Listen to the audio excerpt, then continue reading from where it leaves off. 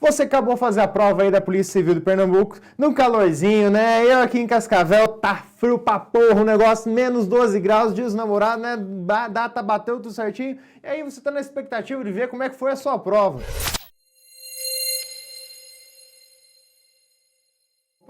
Veio uma prova tranquila, dentro da perspectiva aí do que a banca faz normalmente nas suas modalidades de provas de múltipla escolha. Ela traz isso sem muito estresse, e aí vamos analisar o que ela propôs para nós aí dentro das alternativas. Nada muito pesado, uma questãozinha de Linux ali, mas sacaninha, que precisava que você estudasse um pouquinho mais lá os comandos sobre Linux. As alternativas, você já viu ali que a prova de delegado, a prova de escrivão, elas têm diferenças. Agora, a prova de escrivão e a prova de agente só mudou o quê? As ordens, as alternativas, alguma questãozinha que outra. Então, para ficar mais tranquilo para você, você vai acompanhar aí, eu vou mostrar a questão como um todo para você na tela, e aí você fica aí mais fácil ver qual é a alternativa correta, o texto relacionado efetivamente a ela. Olha ali na tela a primeira questãozinha, então, relacionada à matéria de informática.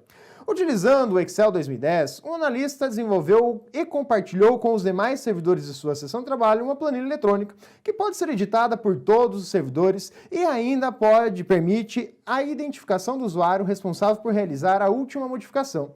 Para compartilhar suas atualizações individuais na planilha, o analista tem de selecionar a opção correspondente em compartilhar pasta de trabalho no menu revisão do Excel. Com relação a isso, o que ele trouxe aí? Com relação à situação hipotética, assinale a alternativa correta. O Word 2010, no caso, é o único programa do Office que permite que os demais programas, olha só, questãozinha que trouxe aqui a ideia de único, já está limitando, normalmente já é uma questão errada. Edit permite. Não, todo Office permite você trabalhar com isso no modo geral aí.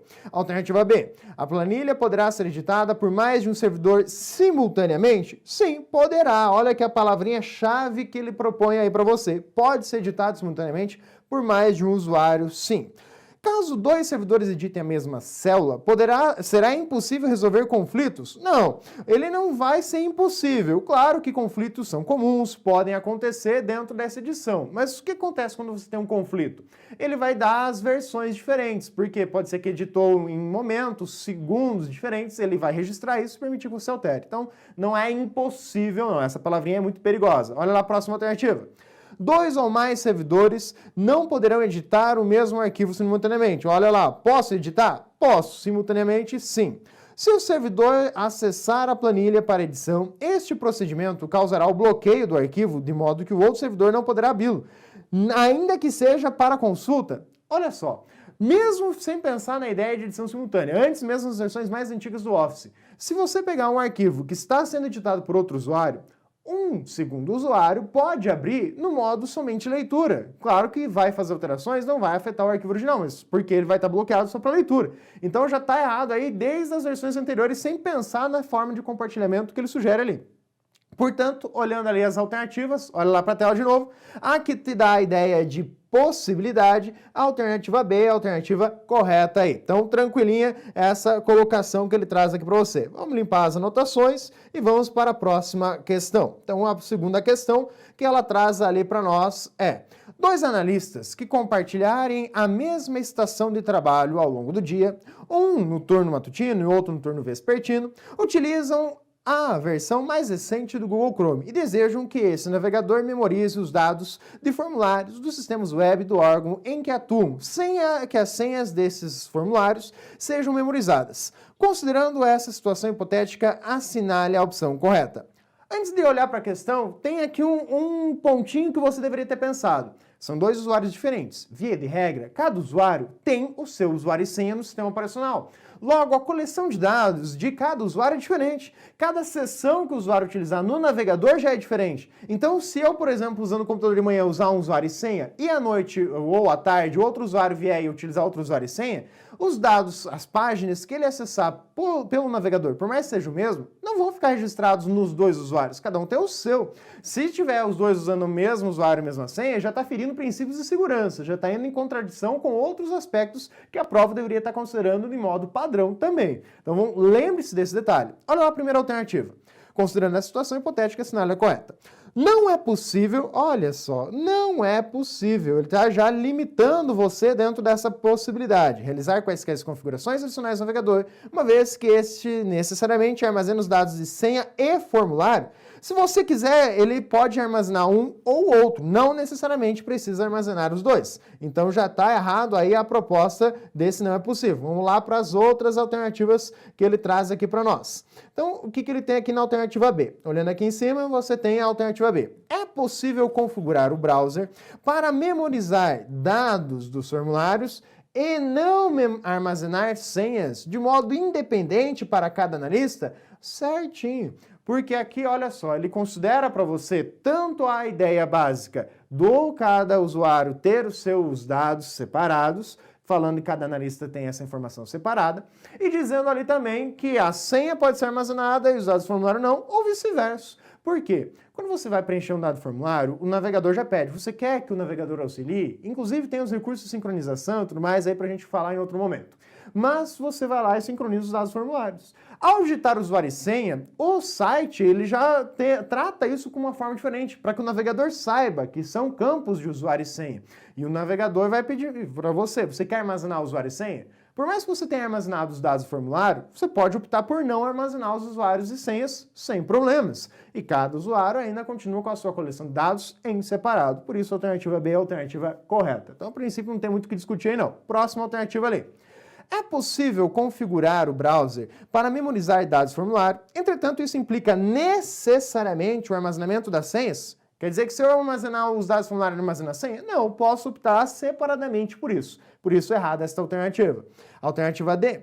Não é possível memorizar nomes de usuário e senhas para cada analista, cada usuário, individualmente, visto que o navegador em questão armazena os dados do formulário no mesmo local, independente do perfil de usuário. Olha só aqui, olha, fazendo justamente a relação a isso na estação de trabalho. Cada usuário na sua estação de trabalho tem senhas e usuários distintos, dados distintos. Então ele vai armazenar separadamente. E dentro do próprio navegador você pode criar perfis diferentes do usuário, caso, na pior das hipóteses, esteja utilizando aí o mesmo cara ao mesmo tempo. Então, a alternativa D errada. Próxima alternativa aí. A alternativa E, vamos limpar aqui as opções já marcadas, já vimos que a alternativa correta é a alternativa lá que propõe as possibilidades, a alternativa B na nossa resolução. E aqui, cada analista deve, ao final do seu turno, limpar os dados de navegação? Pode, deve. O deve que torna a questão a alternativa errada. Você pode limpar os dados, como uma opção, falar, quero evitar, vai que alguém invada minha conta aqui e tudo mais, quero evitar esse negócio. Então, você pode evitar sem problemas. Questãozinha aí, então, a alternativa correta das nossas apresentadas, você já viu aí a alternativa B. Próxima questão, portanto, vamos limpar aqui as anotações novamente que nós realizamos e vamos avançar aqui para a próxima questão. Considerando que diversos usuários compartilhem aí de uma estação de trabalho na qual está instalado o Windows 8.1. Percebe que ele citou a versão do Windows, mas não faz muita diferença. E que para acessar a rede e o sistema é necessário realizar a autenticação por meio de usuário e senha. Analise a opção correta. O que acontece? Antes de olhar para a questão num panorama mais específico. Quando você tem uma estação de trabalho devidamente configurada, você faz o login na estação e esse mesmo login já loga você automaticamente na rede. No entanto, é possível fazer login e senhas separados, do tipo, você loga na estação, mas não necessariamente loga na rede. Se quiser logar na rede, teria que ter um outro conjunto login do usuário e senha. O correto é que seja o mesmo, para simplificar a vida do usuário, mas tem a possibilidade, e é isso que nos interessa. Continuando lendo a questão, assinale a opção correta. Para que os usuários acessem o sistema instalado na estação de trabalho, deve haver usuário e senha únicos, iguais para todos os usuários? Tá de sacanagem. Todo usuário vai usar o mesmo usuário e senha? Então deixa assim, mais fácil. Não precisa ter trabalho lá, sentar e digitar a senha que é igual para todo mundo. Senha é pessoal e intransferível. Errada a alternativa A. Alternativa B. Cada usuário pode utilizar seu nome de usuário e senha particular para acessar a rede. Entretanto, todos os usuários devem utilizar o mesmo nome de usuário e a mesma senha para acessar o sistema. Novamente, está dizendo que todo mundo vai compartilhar o mesmo usuário e senha. Senha é pessoal e intransferível. Cuidado com isso. Errada a alternativa B. Vamos subir aqui um pouquinho, limpar as anotações e aí a gente sobe para as outras alternativas. Cada usuário pode acessar a rede usando o nome de usuário e senha distinto daquele usado para acessar o sistema? Ora, o que ele está propondo aqui justamente para você é a possibilidade. Posso fazer isso? Posso. Devo? Aí que está o X da questão. O que ele propõe para você? Vou puxar um pouquinho para cima aqui a nossa tela de novo e você vai comparar aqui embaixo a alternativa E que ele traz essa possibilidade. Olha lá, ó, cada usuário pode, e lá na alternativa E, cada usuário, ele vai trazer para você, devem usar os mesmos nomes para autenticação. É aí que entra um conflito, uma possibilidade justamente onde que a banca pode querer mudar e dizer, não, vai ser desse jeito. A banca pode chegar e dizer, ó, a alternativa correta ali é a alternativa E. Mas a possibilidade é maior do que a obrigação. Você pode, se quiser, utilizar usuários diferentes, sim. Por isso que a mais correta nesse caso é a alternativa C. Agora, se ele disser para você assim, o ambiente foi configurado lá num domínio, opa, aí já é um pouquinho diferente. O usuário e senha é o usuário e senha do domínio, como eu falei, aquele caso que uma situação típica, corretamente configurado, o cara vai deixar o mesmo usuário e senha para tudo. Que você logou no sistema, já está automaticamente logado na rede. Mas se quiser, é possível fazer isso separadamente. Por isso que a alternativa C é a mais correta, porque esse deve limita a ideia de única forma. Por isso, aqui vamos colocar no nosso gabarito aí extraoficial a alternativa C. Mas já sabe que a banca pode vir na E, e se ela vier trazendo aí para você, desce ali em cima um recursinho tranquilo, reclamando dela, ó, peraí, mas é possível fazer isso sim, separadamente. Então vou ficar atento a isso. E a alternativa D ali que a gente pulou por conta da comparação. Como não é possível criar perfis distintos para cada usuário, a estação de trabalho deve ser configurada para solicitar apenas senhas no sistema e não senha na rede? Ora, é possível? Veja que essa alternativa já dá um reforço maior para a alternativa anterior, para a alternativa C, dizendo, opa, questão de possibilidade ou não. Então, justamente a expectativa é que venha tranquila com a alternativa C, sem muito estresse na questão. Mas a gente sabe, tem que ficar preparado para tudo aí. Então, próxima questão aí, vista já as observações desta questão. Subindo a tela, nós temos aqui, para aferir o uso. Essa aqui seria a questão mais complexa que você poderia encontrar. Para aferir o uso da CPU e da memória de um sistema, estação de trabalho instalada com Linux. Ou seja, estou utilizando aí o Linux. E dentro do Linux eu quero fazer aí uso de quê? Bom, no Linux eu quero fazer uso de uma estação de trabalho, recurso aí para ver memória e processador. Então você vai usar uma linha de comando. Essa linha de comando é a linha de comando top. Você vai escrever lá, top, e aperta Enter, ele vai trazer os dados, os processos que estão em execução, quanto de processador cada um deles está ocupando. Então aparece isso. É como se fosse acessar o gerenciador de tarefas dentro do Windows. Ele mostra de uma forma bem similar a este. É essa a ideia. Se você for olhar as outras alternativas, nem são comandos exatamente. Por quê? O comando top é o único comando que já joga de cara tudo isso daí. O comando CPU sozinho não funciona, ele vai dizer que não está instalado. fsdo, opa, aí é outra coisa. O do é um comando para disk usage, ele vai dizer o quanto do disco está sendo utilizado. Então aí já são dois comandos distintos. E aqui o comando top é um comando só que você vai executar para tal finalidade. System também ele não vai trazer como um comando direto e o proc main também são aí outras situações. Então efetivamente com a alternativa que propõe um único comando, a alternativa C ali da nossa lista, o top é o comando que vai permitir isso. É uma situaçãozinha bem legal para você ver na prática, mas se você não tem essa possibilidade, vai na fé, procura lá comandos Linux, vai no Google, olha a respeito disso. Mas é uma questãozinha um pouquinho mais pesada, foi essa aqui mesmo. Próxima questão, então, limpando as nossas anotações, a alternativa correta dessa aqui foi a alternativa C. A nossa próxima questãozinha aqui. Analise a opção que apresenta corretamente o texto que, ao ser digitado num sítio de buscas, o Google, por exemplo, permite localizar na web arquivos no formato PDF, que contenham exatamente a frase valorização da polícia, do policial civil, mas não contém o vocábulo concurso. O que você vai ter aqui? Ele está dizendo para você três situações. Ele coloca ali, primeira situação, busca por uma frase exata. Busca por frase exata, coloca a expressão entre aspas duplas. Vai buscar exatamente por aquele termo. Mas esta frase exata não pode conter a expressão concurso. Então a exclusão do resultado é o menos, grudadinho na palavra. E restringir por um conjunto de formatos de arquivos específicos, ou por um arquivo especificamente, um tipo de arquivo, você vai colocar lá o file type, 2 pontos, e aí grudadinho a extensão desejada. Com isso, você olha para as alternativas, está dado, né? Aqui, ó, alternativa A, valorização do policial civil, entre aspas, tranquilo. Esse pontinho aqui foi só um errinho de digitação aqui, não tem relação com a prova.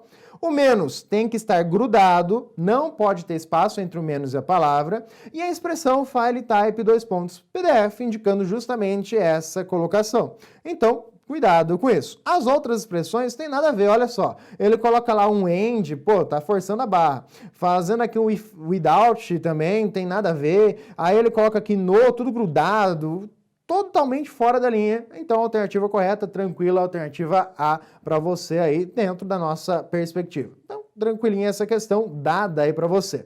Próxima questão, questãozinha aí. Analise a opção que apresenta corretamente os passos que devem ser executados no BR Office Writer para que os parágrafos, aqui um ponto importante, e um texto selecionado sejam formatados com um avanço de 2 centímetros da primeira linha, ou seja, o espaçamento especial lá da primeira linha, o recuo especial, melhor dizendo, de primeira linha, e o espaçamento entre linhas de 12, aqui como ele coloca. Bacana, essas são propriedades que nós vamos encontrar relacionadas ao parágrafo, já identificamos isso. Então vamos às alternativas propostas. Ele traz aqui para você. Acessar o menu formatar. Opa, beleza, o menu está correto, é o menu formatar. Selecionar a opção texto. Não tem nem opção texto lá dentro, já descartou. Menu editar já está errado, acessar o menu editar. Pressionar o início da primeira linha, tecla Tab. Pô, tecla Tab vai empurrar para frente, sim, mas ele vai incluir uma tabulação. E Enter 2 vezes, não, isso aqui já está fugindo da ideia da formatação do parágrafo. Aqui também o menu editar, nada a ver. E o último ali, acessar o menu formatar, selecionar a opção parágrafo e formatar ali, ou seja, parametrizar com os valores desejados no campo de recuo, seja lá o recuo no espaço dentro da primeira linha, recuo especial da primeira linha, e o espaçamento ali 12 como ele propôs. Então a alternativa correta aqui na nossa organização de alternativas, a alternativa E, portanto. Então, tirando as anotações, nossa alternativa correta aí, a alternativa E. Próxima questão, vamos avançando aí. A questão 7, na nossa organização. Estou aqui com o número 7 por conta da forma como eu digitei aqui, separei só minha provinha para você. O usuário instalou e configurou uma estação de trabalho do órgão em que atua um aplicativo de disco virtual que permite o armazenamento de dados em nuvem. E sincronizou uma pasta que continha apenas um arquivo com o nome xyz.doc. Olha só, entendendo a situação. Ele está dizendo que ele está usando um recurso da nuvem, seja o OneDrive, seja o Google Drive, seja o Dropbox, e que criou uma pasta dentro do computador dele e que por hora só tem um arquivo lá dentro. Continua. Em seguida, ele inseriu 3 arquivos dentro dessa mesma pasta e modificou o conteúdo do arquivo XYZ. Posteriormente, esse usuário configurou um computador de sua residência com o mesmo aplicativo, com a mesma conta utilizada no seu trabalho, mas não realizou quaisquer edições ou inserções dos arquivos na referida pasta. Ou seja, simplesmente fui lá no trabalho, fiz ali, coloquei esses 3 arquivos, mais aquele outro alterei, está sincronizado com a minha conta na nuvem, e em casa ele pegou um outro computador, instalou o mesmo aplicativo e colocou a mesma conta. Automaticamente esse aplicativo vai pegar tudo que estava na nuvem e vai trazer para o computador.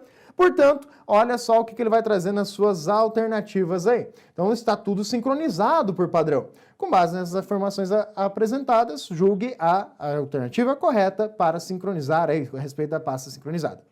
Alternativa A. 3 arquivos, somente eles serão sincronizados? Uma vez que o Cloud Storage sincroniza apenas arquivos inseridos após a instalação? Não, ele está sincronizando o tempo inteiro. 4 arquivos. Porém, o arquivo XYZ não conterá as modificações. Por que não? Claro que vai conter sim, ele vai sincronizar todo mundo. Alternativa C, somente o arquivo XYZ sem as modificações realizadas no órgão, uma vez que Cloud Storage não sincroniza apenas arquivos que já existem antes da instalação. Não, mas na hora que você instalou, sincronizou, ele vai sincronizar tudo que você tem ali. Não há restrições em relação a isso. Portanto, a alternativa correta aqui é a alternativa E.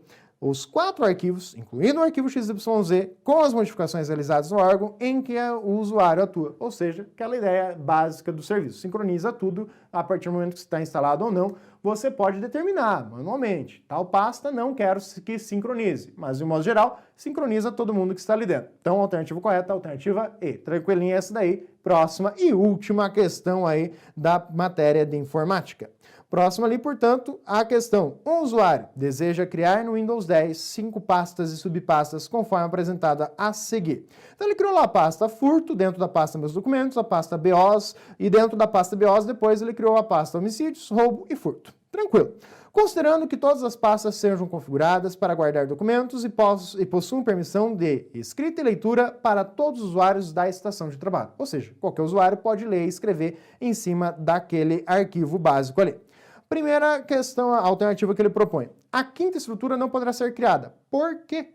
Se as pastas forem criadas na ordem apresentada. Ué, eu tenho uma pasta que se chama furto, que está dentro de uma pasta chamada BO. Ué, não tem pastas com o mesmo nome para dar conflito. Nada a ver. Errada, alternativa A. Alternativa B. A primeira estrutura apresentada será imune a pragas virtuais. Ô, louco! Por quê? Só porque tem um nome ali que é uma pasta raiz? Nada a ver. Qualquer uma dessas pastas está suscetível a ataques. Até mais. Por quê? Porque elas foram compartilhadas com todos os usuários da estação. Então, qualquer usuário que chegar ali tem acesso. Qualquer usuário que chegar com pendrive com vírus pode chegar e contaminar aquelas pastas criadas. Então, a alternativa B também é errada. Olha a alternativa C.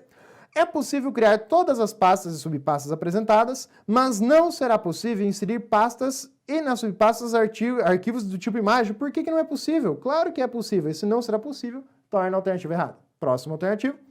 É possível criar a estrutura apresentada, mas caso não haja proteção adequada, os arquivos inseridos em todas essas pastas e subpastas estarão suscetíveis à infecção por pragas virtuais. Claro, porque todo usuário daquele computador tem acesso a elas, então tem que ter um certo cuidado, ter um antivírus instalado, verificar os pendrives e tudo mais que você vai abrir antes de executar, para amenizar, evitar que contamine. Correta, a alternativa D. Percebe que ele desfoca um pouquinho do assunto que ele estava falando, ele fala em termos de segurança, mas está correto, não há problemas em relação a isso. E aí?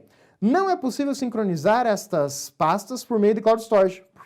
Por que não? Claro que você pode sincronizar. É errado. Você vai lá, copia e cola. A ideia de hierarquia de pastas existe também no armazenamento na nuvem. Então, eu espero que com essa correção você possa ter aí sanado justamente todas as suas dúvidas em relação a essa questão, visto mais ou menos como você trabalhou e já viu ali que tem uma que pode ser só se a banca vier lá meio viajada e colocar a alternativa aí como resposta, mas se ela vier no padrão aí que a gente já está esperando, você tem uma prova sem muito estresse, não tem para onde correr, não tem muito recurso para fazer. Então fica aí com o próximo professor para correção.